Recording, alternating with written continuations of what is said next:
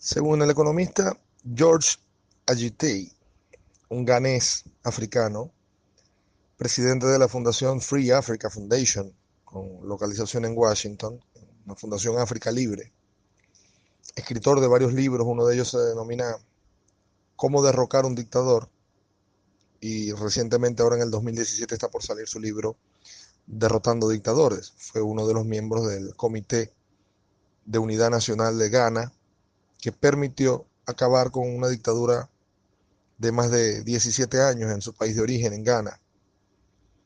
Él mismo cuenta anécdotas que para el año 1990, 5 años antes de que él encabezara junto a otros intelectuales la Comisión Nacional de Unidad para la Liberación de Ghana, en África, de sus 54 naciones, 50 estaban bajo dominio de dictaduras de tipo militar o populista de cualquier tipo. Hoy en día, unos 27 años después, alrededor de 15 naciones ya en Ghana no están dominadas por dictadores en África, las cuales 10 ya tienen prensa libre y otras 10 igualmente son ejemplos de progreso económico.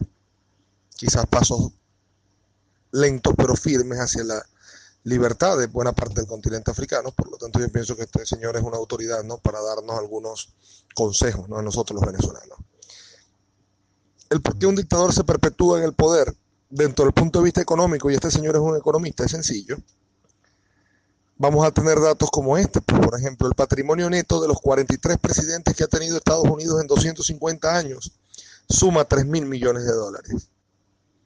Tomamos en consideración Omar al-Bashir, dictador de Sudán, un país pero miserable de África; Sani Abacha, un dictador nigeriano, duró solo 5 años en el poder; y Hosni Mubarak, el antiguo presidente de Egipto, acumularon fortunas de 52.000 millones de dólares. Esto es un dato escalofriante.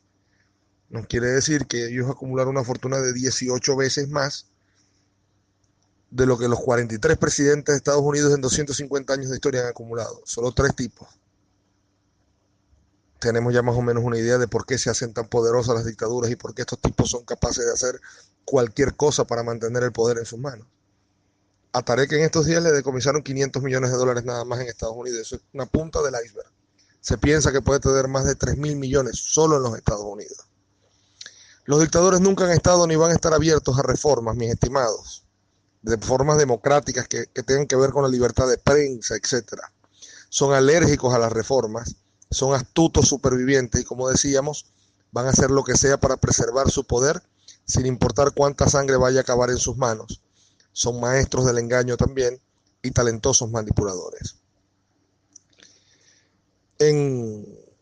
Durante la primavera árabe, el gobierno en el cual cayó el gobierno de Túnez, el gobierno de Sudán, de Egipto, de Libia, la gente se hartó y el pueblo se echó a la calle.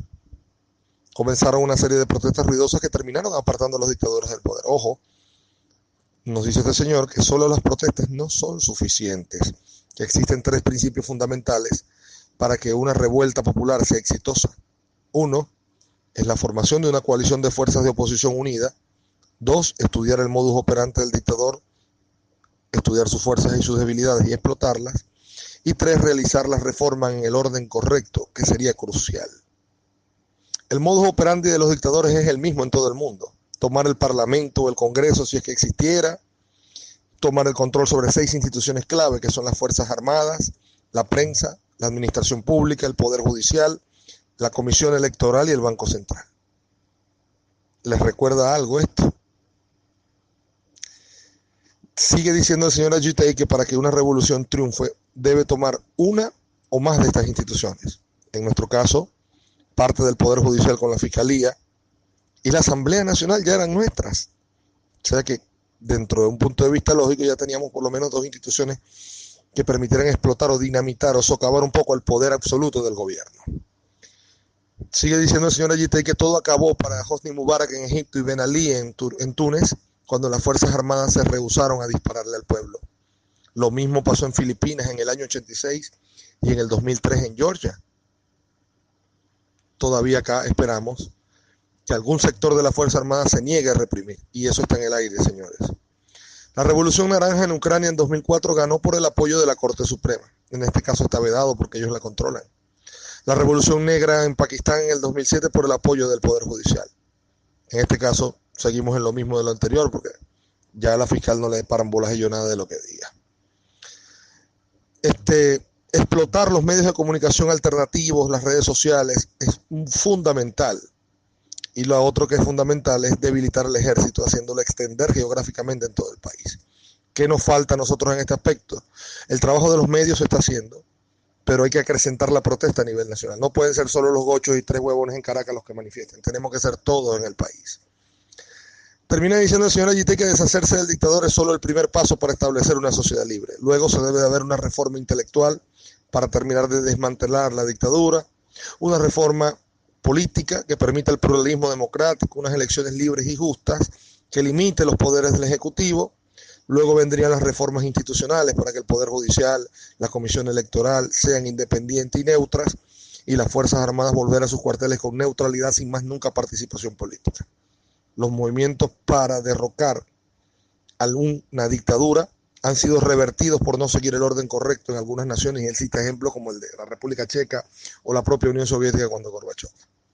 Entonces yo pienso que deberíamos analizar las palabras del señor Ayité, ver qué estamos haciendo bien, qué estamos haciendo mal y qué nos falta, porque me parece a mí que en algunos pasos estamos llevando los caminos correctos para derrocar la dictadura y en otros nos faltan algunas cosas, pero sin embargo, estas palabras del señor Ayité, que es experto en derrocar dictaduras porque lo hizo en su país y trajo buena parte de la libertad gana en estos 27 años, a África, perdón, y a su país natal Ghana, me parece que son acertadas y que deberíamos tomarla en consideración para ver qué tenemos que hacer, qué estamos haciendo bien y potenciarlo, y qué estamos haciendo mal y cambiarlo, y nos llena de una profunda esperanza en cuanto a lo que pueda pasar aquí en Venezuela.